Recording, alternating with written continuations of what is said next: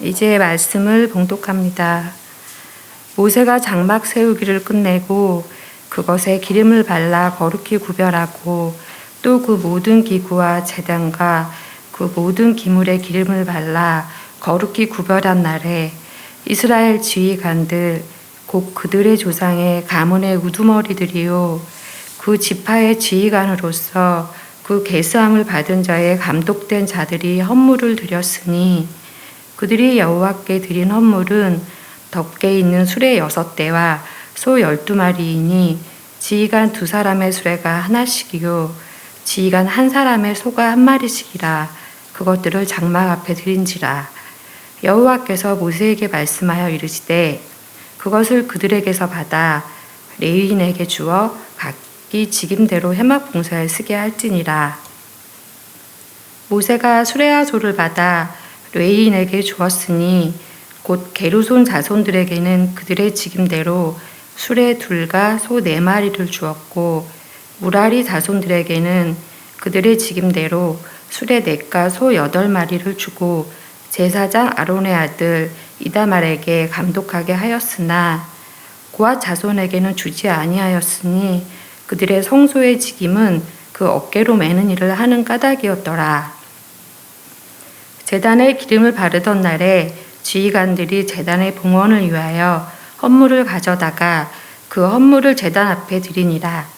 여호와께서 모세에게 이르시기를 지휘관들은 하루 1사람씩 제단에 봉헌물을 드릴지니라 하셨더라.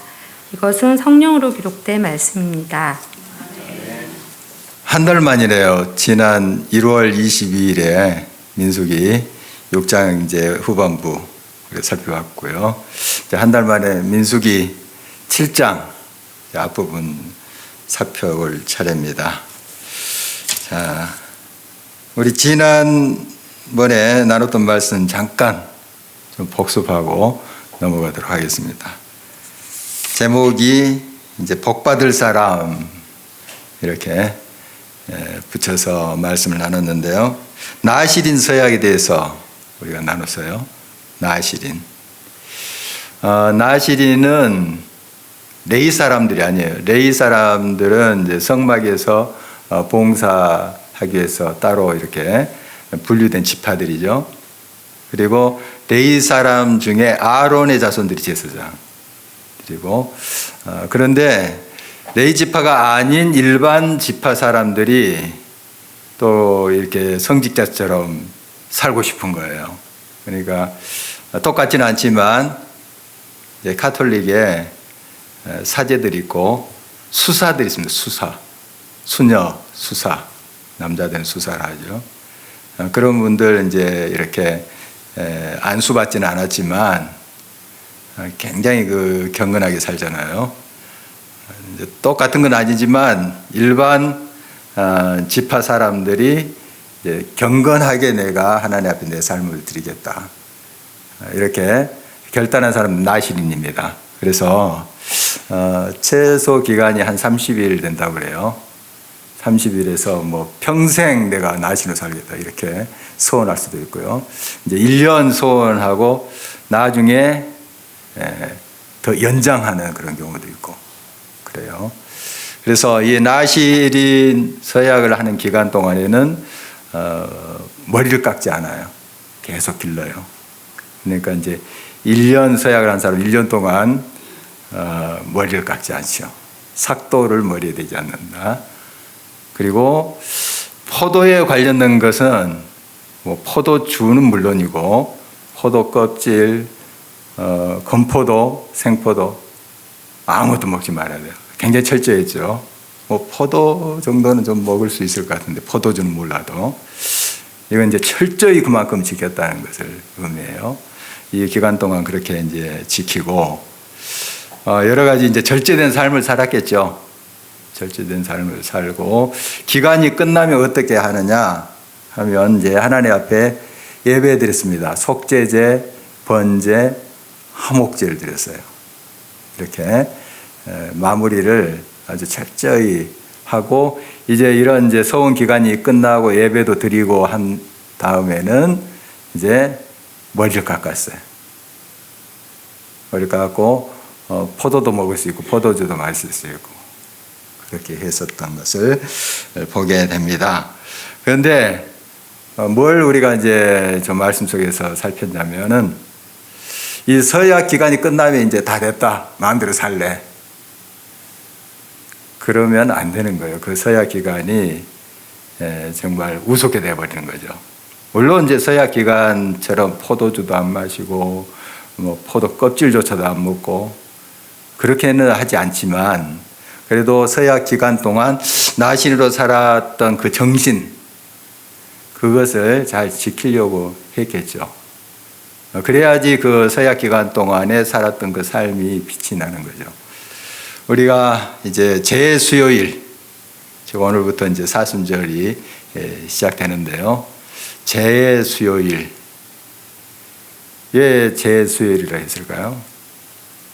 이 제는 이제 나무를 태우면 나무 그 제를 말하죠.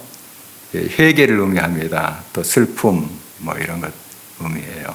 또 인간이 얼마나 무력한 존재인지, 제 같은 존재인지 그걸 깨달으면서 하나님 앞에 겸비하는 그런 의미가 있습니다. 죄를 뒤집어 쓰고 막 회개하고 울고 통회하고 하나님께 나아가고 했거든요. 이 사순절은 전통적으로 이 캐톨릭 문화에서 고기를 먹지 않았어요. 육고기 먹지 않았어요. 요즘이야 이제 조금 먹지만 워낙엔 그랬어요. 중세시대 때 철저히 지킨 사람은 육고기 안 먹었습니다. 절제했어요.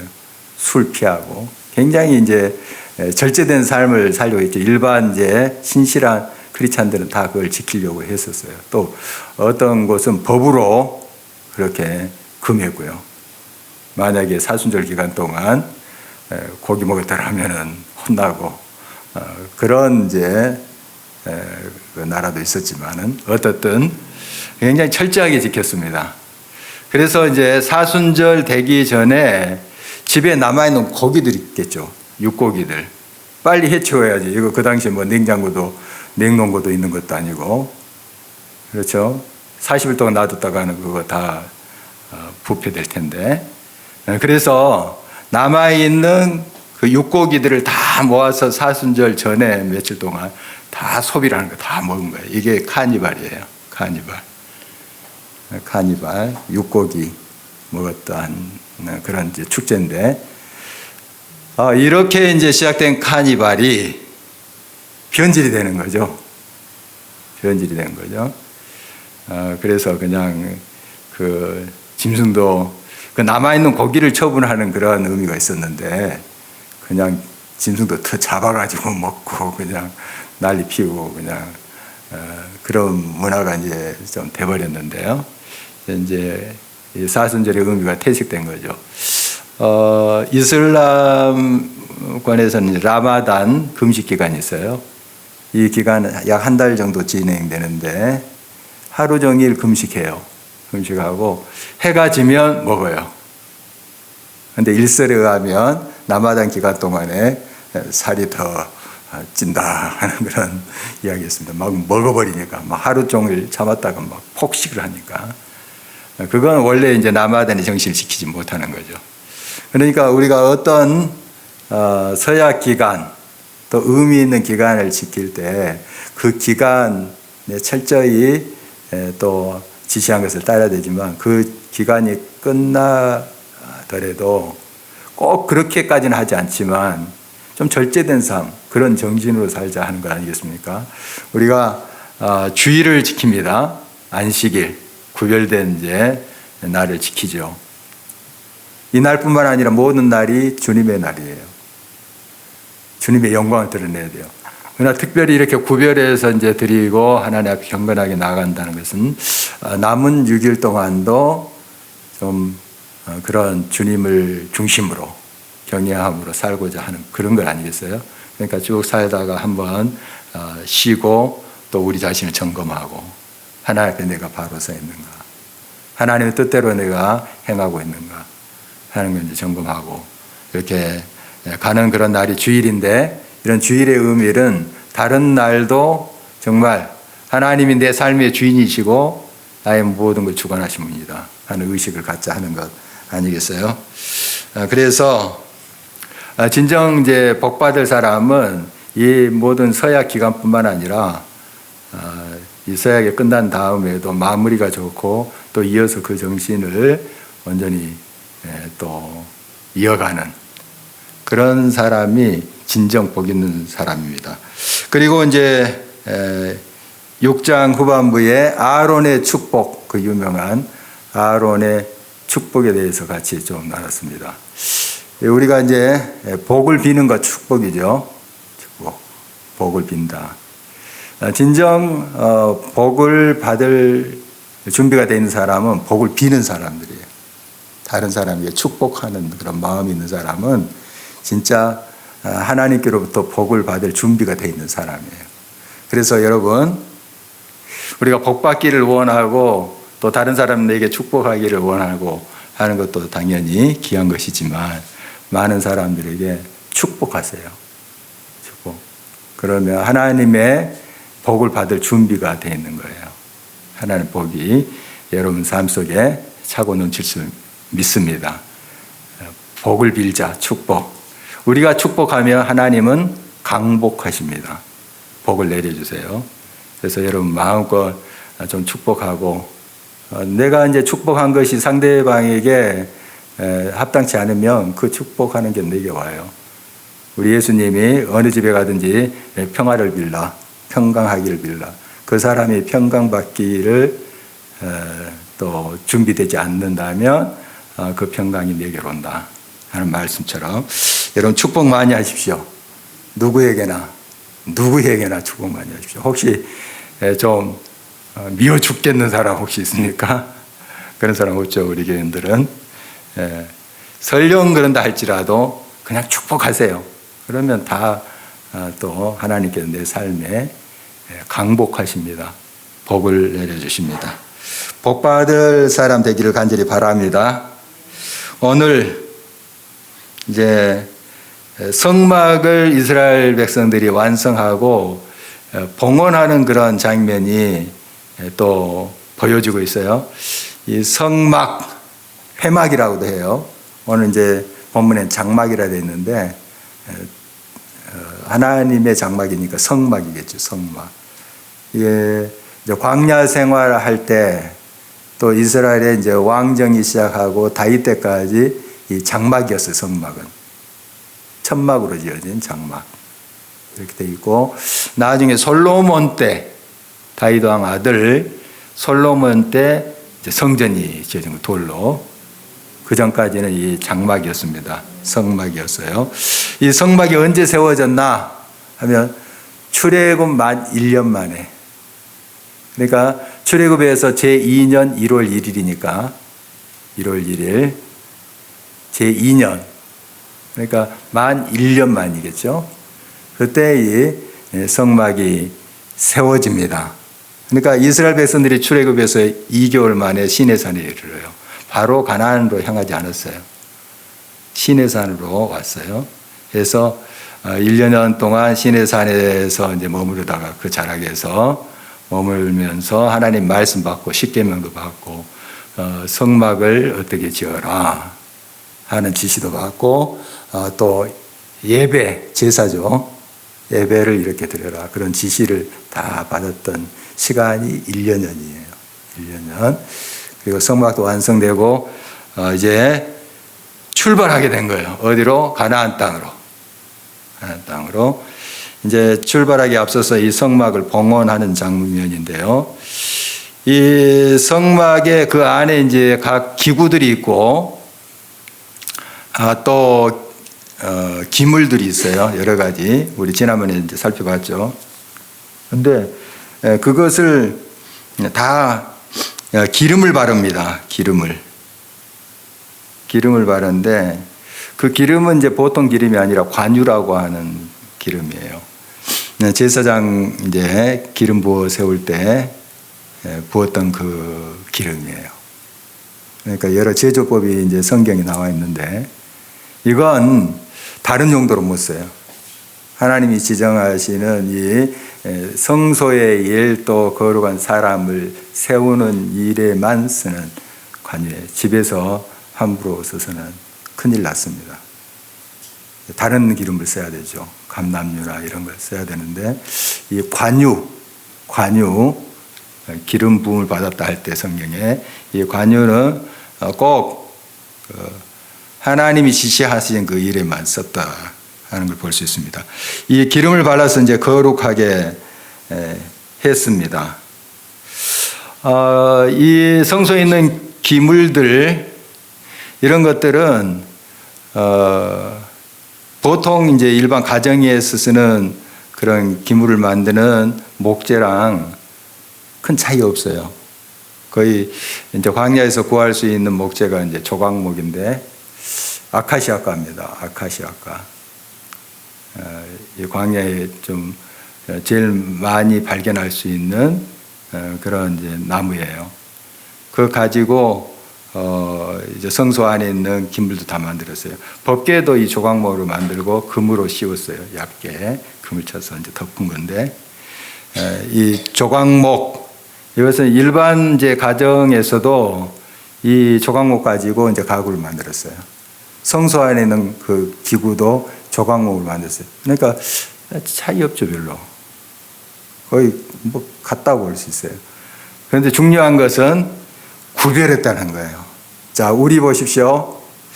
저와 여러분 보십시오. 세상 사람들과 크게 다름이 없어요. 그렇죠? 좀 비슷하게 생겼고 그렇습니다. 그러나 우리가 이제 구별되어 세움을 받았죠. 그게 중요합니다. 구별되어 세움을 받았다. 그래서 이사야 43장 1절 말씀 유명한 말씀이죠. 한번 볼까요? 같이 한번 읽어보겠습니다. 야곱아 너를 창조하신 여호와께서 지금 말씀하시느니라. 이스라엘아 너를 지으신 이가 말씀하시느니라.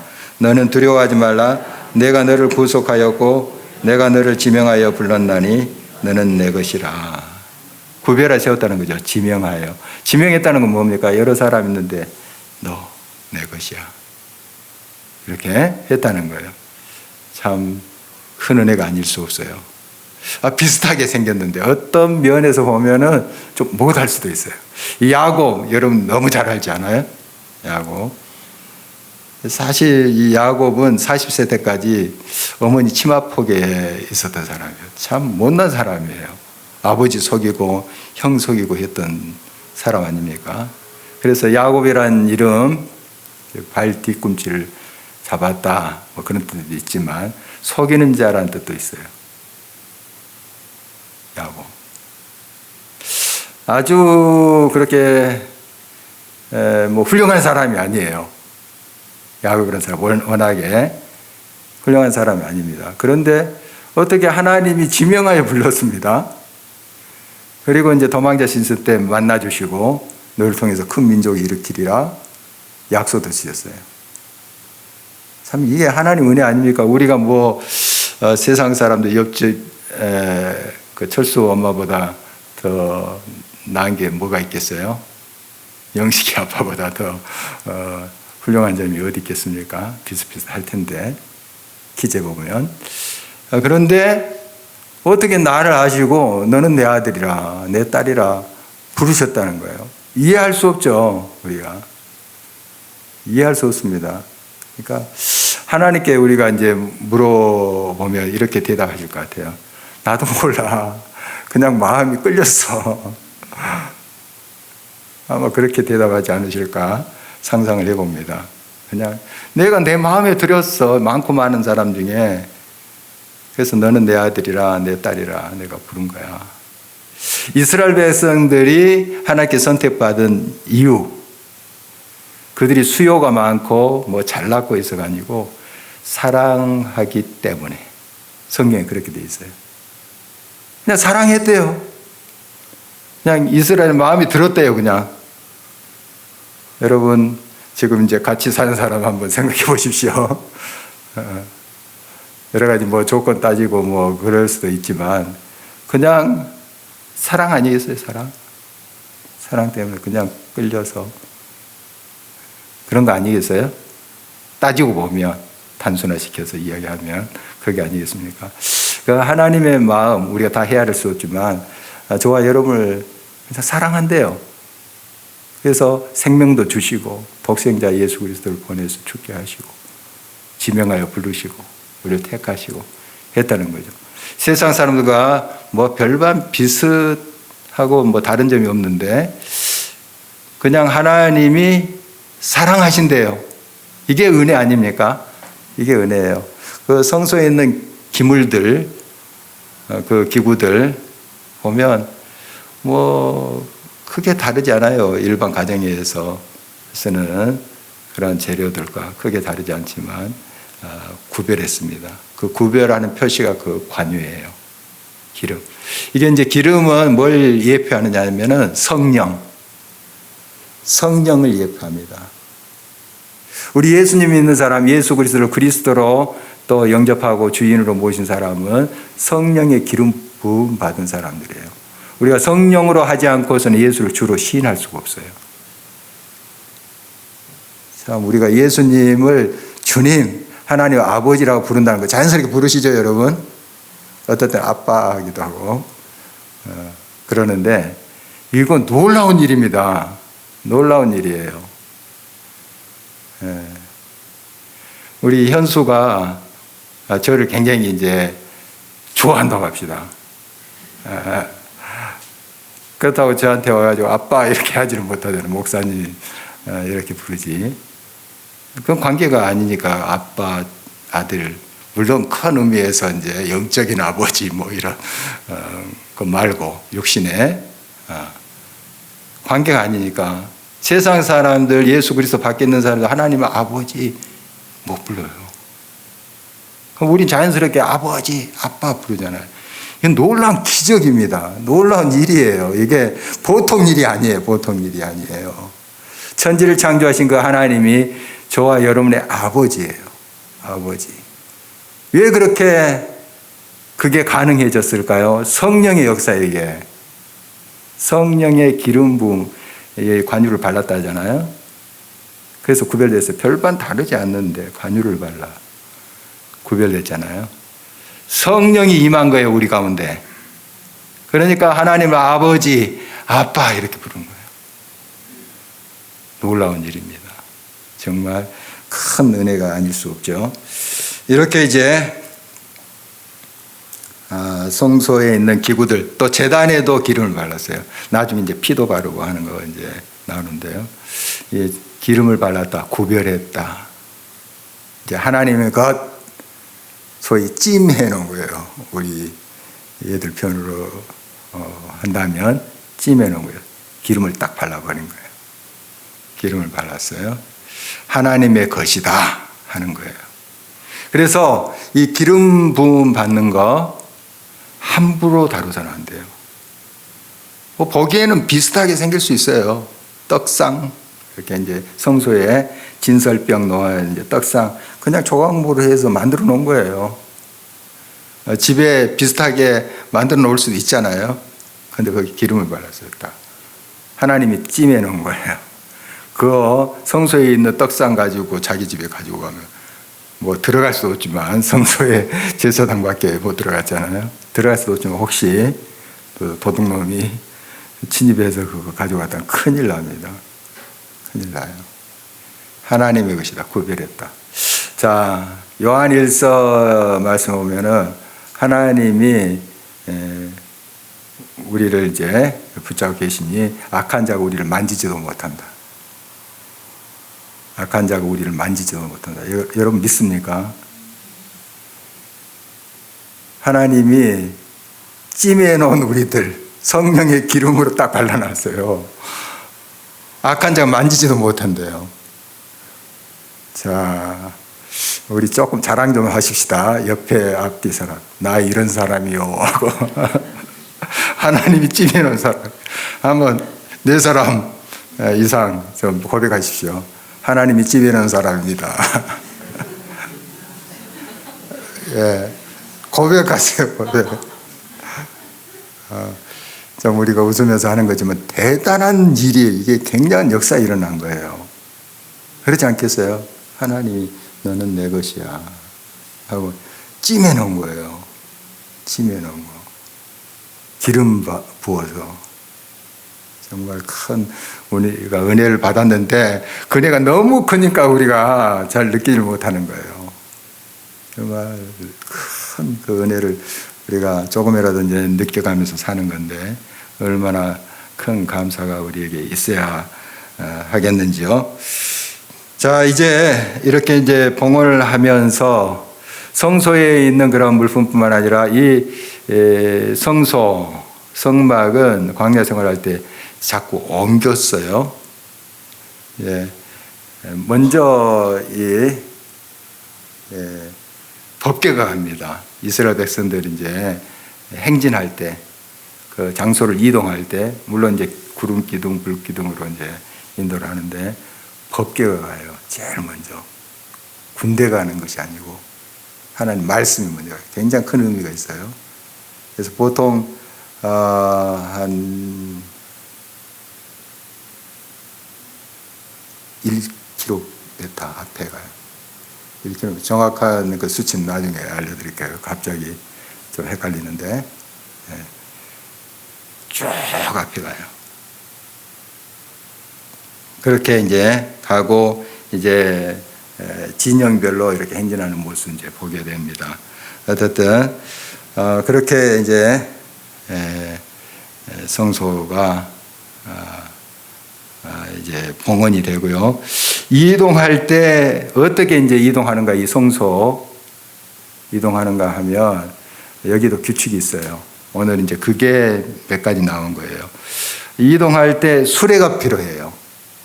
수레. 이게 보통 무게가 아니거든요. 성소가. 뭐 또 여러 기둥들도 있고요.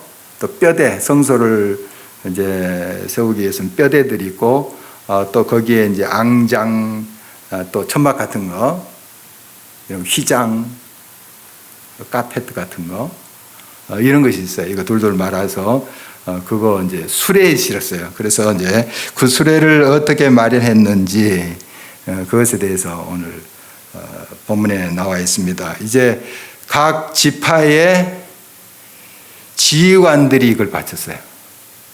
각 지파의 지휘관들을 오늘 본문에 보니까 우두머리 이렇게도 표현합니다. 각 지파의 대표들이죠. 우두머리. 그리고 감독하는 자, 이런 표현도 오늘 본문에 나옵니다. 같은 말이에요. 이런 사람들이 설솜소범에서 먼저 바칩니다. 각 지파의 이제 장로들이, 그러니까 우두머리 대표들이 설선수범에서 이제 수레를 봉헌하는데요. 이건 이제 목적은 바로 이제 성막을 이동할 때 사용하는 그런 도구들이죠. 3절 한번 볼까요? 오늘 본문 3절 함께 읽겠습니다.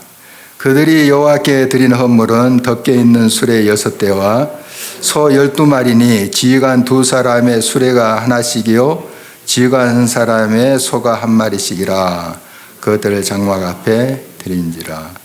이제 3절 처음 부분에 여호와께 드린 그런 편이 있고요. 끝에쯤에 장막 앞에 드렸다. 같은 말이에요. 같은 말씀. 하나님 앞에 봉헌했다. 이런 건데요. 이제 덮개 있는 수레 6대, 소 12마리. 그러니까 지휘관들이 몇 명이에요? 지파가 12지파니까 12명이 수레, 소가 끄는 수레겠죠.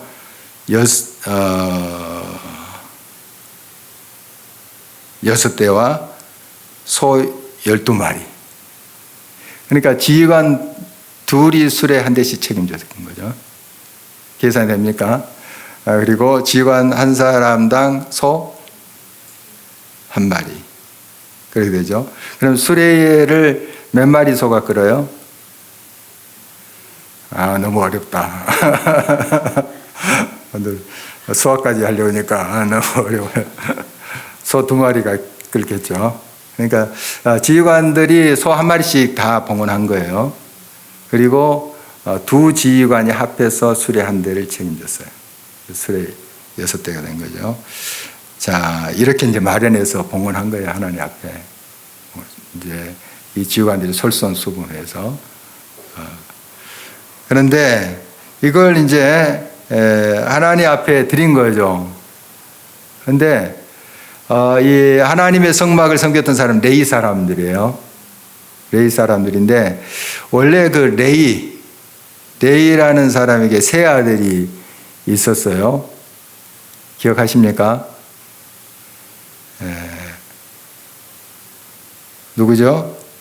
오늘 본문에도 나와 있는데 게르손, 고핫, 무라리.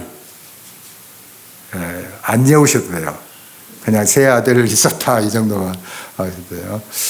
게르손, 고핫, 무랄인데요. 이 게르손 자손들이 이 성막을 옮길 때 어떤 부분을 담당했냐면은 아까 이제 천막 종류, 뭐 앙장이라든지 휘장, 카펫 뭐 이런 천막 종류 있죠. 그걸 둘둘 말아서 이제 묶어가지고 옮긴 사람들이 게르손 자손들이에요. 그리고 무라리 자손들은 그 뼈대들, 막 기둥 이런 거 좀 더 무겁죠. 더 무겁고 짐이 많아요. 뼈대들 또 울타리 뭐 이런 뼈대들을 옮긴 사람이고 고핫 자손들은 그 성소와 지성소에 있는 거룩한 기물 이것을 옮긴 사람들이에요. 그래서 아론의 자손들이 이 고핫 자손에 속해요. 고핫 자손에서 그 중에 이제 아론이 있는 거죠. 거기에 속해 있는 거죠. 모세도 고핫 자손이에요. 어떻든 이 고핫 자손들은 성소에 있는 물품을 옮긴 사람들. 조금 이제 복잡하죠. 이렇게 돼 있어요. 자, 그런데 아까 그 수레 6과 소 이제 12마리가 지금 이제 봉헌됐는데 이것을 나눠줬어요. 옮기는 데 사용하니까 나눠줬는데 5절 말씀을 한번 볼까요?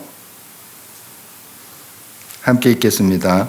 그것을 그들에게서 받아 레인에게 주어 각기 직임대로 해막봉사에 쓰게 할지니라. 여기서 해막봉사는 이제 옮기는 일. 이 성막이 자꾸 옮겨왔잖아요. 광야 생활할 때. 그래서 옮기는 일에 이제 쓰게 했는데요. 게르손 자손들에겐 7절 보니까 수레 둘과 그럼 소는 몇 마리예요? 이제 좀 계산되네요. 수레 둘에 소가 4마리. 그 다음에 무라리는 아까 막 기둥들 뼈대 그걸 넘긴다는 했는데 수레 지금 몇 대 남았어요? 4대 남았죠. 4대 하고 소는 8마리. 이제 조금 이제 계산이 되네요. 자, 그러면 남은 게 뭐예요? 수레 몇 대 남았어요? 조금 어렵네 이건. 게르손 수레 2개 주고 아까 다시 정리할게요. 총 수레 6개예요. 6개면 소는 12마리. 이건 계산이 되죠. 이게 총 하나님께 바쳤던 이제 지휘관들이 바쳤던 거예요. 그런데 게르손 자손에게 수레 2하고 소 4개를 줬어요. 너희들이 이거 가지고 옮겨라 하는 거죠. 그 다음에 무라리 자손들에게 소 4세, 저도 헷갈립니다. 수레 4세, 소 8. 몇 마리 남았어요, 이제? 없어요. 큰일 났네. 고아 자손도 줘야 되는데. 그렇죠. 지금 2 자손들에게 다 줘버린 거죠. 고아 자손들. 자, 왜 고아 자손들은 안 줬을까? 9절 볼까요? 9절 같이 읽겠습니다. 고아 자손에게는 주지 아니하였으니 그들의 성소의 직임은 그 어깨로 매는 일을 하는 까닭이었더라. 이 계산이 되죠. 이 고아 자손들은 수레로 옮기는 사람들이 아니에요. 어깨로. 그러니까 성소에 있는 기구들은 이 고리가 있어요. 고리가 다 고리가 있습니다. 거기에 이제 채라고 긴 이제 막대기로 조각목으로 그것도 만들었어요. 거기다가 이제 금을 입혔어요. 얇게 쳐서. 그래서 이제 금빛이 이렇게 나겠죠. 물론 그 채를 깨서 어깨에 메고 갔어요. 고아 자손들은 이제 교대로 했겠죠. 먼 길은 그 네 사람만 이렇게 계속 메고 간 것이 아니고 고아 자손들이 여럿이니까 교대로 그걸 이제 시간을 정했든지 아니면 거리를 정했든지 아마 교대로 그렇게 지고 갔으리라고 이렇게 봅니다. 그래서 이런 이제 규정이 쭉 돼 있습니다. 근데 나중에 이제 다윗이 이거 몰랐다가 법궤를 이거 지고 가야 되거든요. 거리에다가. 그런데 어디다 실었어요? 그래서 수레에다 실어가지고 큰일 났었잖아요. 우사라는 사람도 죽고 막. 그러니까 이런 이제 규례를 정한 것은 늘 하나님 앞에 이제 깨어 있어야 되고 정말 하나님 앞에 경건히 나가야 된다 하는 것을 우리들에게 이야기해 주는 것입니다. 이렇게 이제 잘 모든 것을 책 있게 진행했고 관리를 하게 했습니다. 그러니까 각 직임에 따라 나눠줬어요. 많이 짐을 지는 사람에게는 수레도 많이 제공이 되고 또 소도 많이 제공되는 게 당연한 거예요. 고아자손, 우리는 한 마리도 안 줘. 그런데 그들은 굉장히 성소 안에 있는 그 거룩한 기구들을 담당했거든요. 그러니까 얼마나 또 그런 면에서 보면 감사한지요.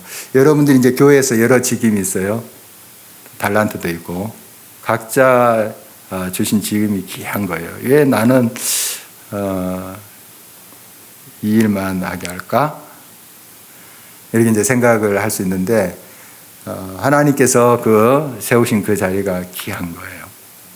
하늘나라에서는 커요. 세상에서는 달리 세상의 가치관으로 그것을 평가할지 모르지만 하늘나라에서는 지극히 작은 자가 크다 이런 말씀하세요. 예수님이 이제 세례 요한 여자가 낳은 자 중에 가장 큰 자다 이렇게 칭찬하잖아요. 그러면서 붙이신 말씀이 있어요.